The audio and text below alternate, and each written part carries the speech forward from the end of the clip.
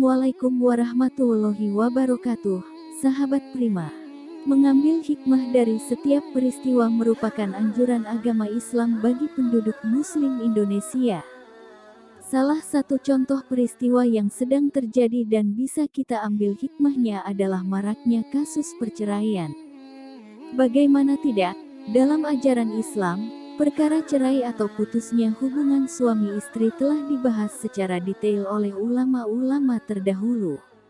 Bahkan, tahukah kalian, bagi wanita yang diceraikan maupun meminta bercerai, Rasulullah Shallallahu Alaihi Wasallam memberi aturan jika ingin menikahinya. Lantas, seperti apakah aturan jika ingin menikahi wanita yang telah bercerai? Tetap tonton terus video ini hingga akhir agar tidak sesat. Mungkin kalian sudah pernah mendengar sebuah pernyataan jika perceraian adalah perkara yang dibolehkan dalam Islam, namun tidak disukai oleh Allah Subhanahu wa Ta'ala. Sebenarnya, pernyataan barusan bukan pernyataan biasa, melainkan diambil dari sebuah hadis Rasulullah Shallallahu Alaihi Wasallam yang diriwayatkan oleh Imam Abu Daud dan Imam Al-Baihaqi. Menurut Muhammad Bagir dalam kitabnya berjudul Muamalah Menurut Al-Quran, Sunnah, dan Para Ulama. Disabdakannya hadis seperti itu bertujuan agar umat Islam tidak mempermainkan ikatan pernikahan. Namun, tidak cukup sampai di situ.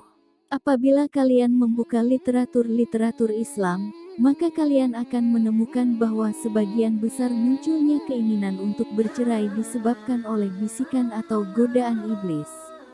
Dan itu salah satu alasan mengapa Allah Subhanahu wa Ta'ala tidak menyukai perceraian antara suami istri. Kondisi tersebut sebagaimana disabdakan oleh Rasulullah Shallallahu Alaihi Wasallam, sesungguhnya iblis meletakkan singgasananya di atas air, kemudian dia mengutus bala tentaranya. Maka, akan menjadi pasukan paling dekat dengan dia adalah paling besar fitnahnya.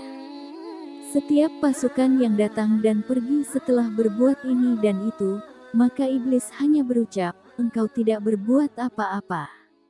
Namun, jika ada pasukan yang berkata, saya tidak meninggalkan seorang manusia kecuali telah aku pisahkan antara dia dengan istrinya, maka iblis akan menatap pasukannya, kemudian engkaulah sebaik-baik pasukanku. Hadits riwayat Muslim. Hadits barusan memang tidak bisa dipukul rata kepada setiap kasus perceraian. Sebab, menurut Ibnu Sina, setiap manusia memiliki watak yang berbeda, sehingga ada segelintir manusia yang, karena wataknya, tak bisa mempertahankan keharmonisan pernikahan. Mirisnya, meski perceraian sudah menjadi fenomena yang marak terjadi beberapa dekade terakhir, siapa sangka jika masih banyak umat muslim yang tidak mengetahui aturan atau batasan yang harus dijalankan setelah terjadinya perceraian, sesuai dengan syariat Islam. Batasan yang perlu diperhatikan setelah jatuhnya talak atau disahkannya perceraian adalah ide dalam kitab Minhajul Muslim, karya Syekh Abu Bakar Jabir Al-Jazairi. Ida adalah masa menunggu ketika seorang perempuan telah ditolak atau diceraikan oleh sang suami. Berdasarkan jumlah ulama, selama masa menunggu atau masa idah itu berlaku, maka seorang perempuan haram untuk menikah, dan bagi seorang laki-laki, dilarang untuk menikah dengannya. Sayangnya, dari laman Kementerian Agama Kalimantan Selatan, ditemukan sebuah fakta yang cukup meresahkan, di mana banyak calon mempelai perempuan yang mendaftar untuk menikah sebelum masa idahnya berakhir. Terima atau tidak terima, kondisi itu semakin menandakan bahwa fenomena pernikahan sebelum berakhirnya masa itu terjadi akibat minimnya pengetahuan serta pemahaman masyarakat tentang syariat Islam. Penting untuk kita ketahui, sesuai dengan ajaran Allah dan Rasul-Nya, jangka waktu masa idah dibedakan berdasarkan penyebabnya. Pertama, adalah masa idah yang harus menunggu selama 3 bulan jika ingin menikah lagi. Kondisi tersebut memutuskan bagi perempuan yang diceraikan, namun sudah pernah melakukan hubungan suami istri. Akan tetapi, Waktu 3 bulan itu hanya berlaku bagi perempuan yang diceraikan dan tidak mengandung.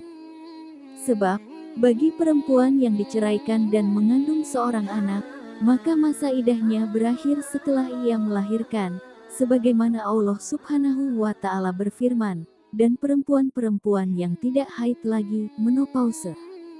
Jika kamu ragu tentang masa idah mereka, maka masa idah mereka adalah 3 bulan. Dan untuk perempuan-perempuan yang sedang hamil, maka waktu idahnya adalah sampai mereka melahirkan kandungannya. Dan barang siapa yang bertakwa kepada Allah, niscaya baginya diberi kemudahan dalam urusannya. Al-Quran, Surah At-Talaq, ayat 4.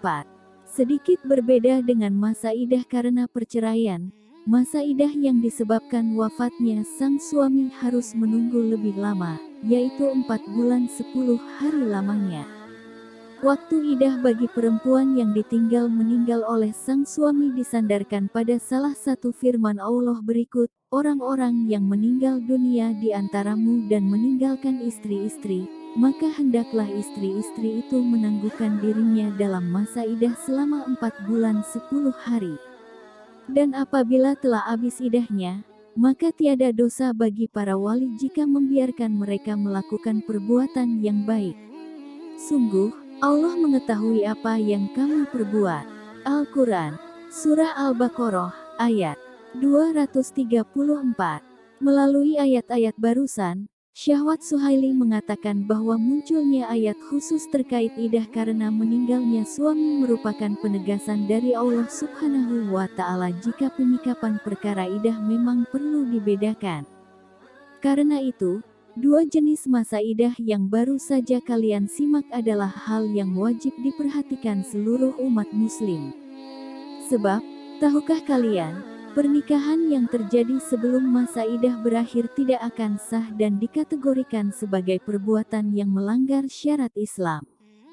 Bahkan, belajar hukum negara ini, pasalnya dalam Undang-Undang tahun 1974, Pasal 2 disebutkan perkawinan terbilang sah apabila dilakukan menurut hukum masing-masing agamanya dan kepercayaannya. Namun, sekalipun pernikahan sebelum berakhirnya masa idah dilarang dalam agama Islam, ternyata Allah Subhanahu wa Ta'ala menyimpan segudang hikmah serta manfaat bagi siapa saja yang berusaha keras untuk melaluinya. Memang, sebagian ulama menjelaskan bahwa masa idah bagi perempuan adalah persoalan ta'abudi atau penuh pengorbanan. Ta'abudi atau bentuk pengobatan yang hikmahnya belum diketahui secara pasti. Akan tetapi, dikutip dari sebagian ulama, berpendapat jika ada beberapa hikmah masa idah yang bisa kita ketahui secara langsung. Hikmah pertama dari masa idah yaitu dipercaya akan memberi kesempatan bagi pasangan suami istri untuk merenung dengan tenang dan penuh kebijaksanaan mengenai perceraian yang akan mereka tempuh. Apabila amarah atau kebencian terhadap satu sama lain telah merendah, maka mereka bisa melakukan rujuk tanpa melakukan mahar yang lain dengan perempuan yang menjalani masa idah. Karena ditinggal mati oleh suaminya, ulama percaya bahwa hikmah dari kondisi tersebut agar setiap wanita yang sudah memiliki suami mempersiapkan diri sebaik-baiknya, meningkatkan bakti dan kasih kepada pasangannya selagi masih diberi kesempatan hidup bersama. Selain itu, dengan adanya masa itu, seorang wanita diharapkan untuk menjaga perasaan keluarga suami yang ditinggal, dengan juga tidak mengumbar kecantikannya, berhias berlebihan, apalagi sampai berkholwat dengan laki-laki yang bukan mahramnya. Tak cukup sampai di situ, masa idah juga merupakan sebuah bentuk penghargaan terhadap pernikahan yang sifatnya agung dan sakral. Pasalnya, ikatan pernikahan tidak akan berlangsung kecuali dengan berkumpulnya para saksi.